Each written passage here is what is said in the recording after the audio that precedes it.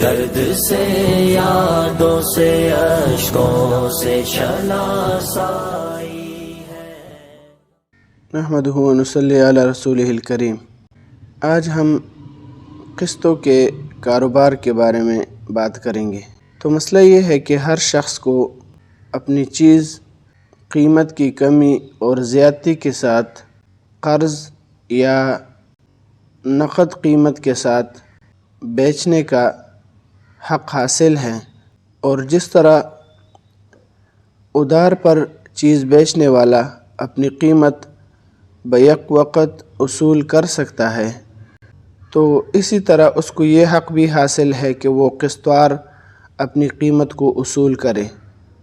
اسے اصطلاح میں بیع بالتقسیط یعنی قسطوں پر خرید و فروخت کہتے ہیں، اور اس بیع کے لیے کچھ شرائط ہے، ان کی رعایت رکھنا ضروری ہوتا ہے۔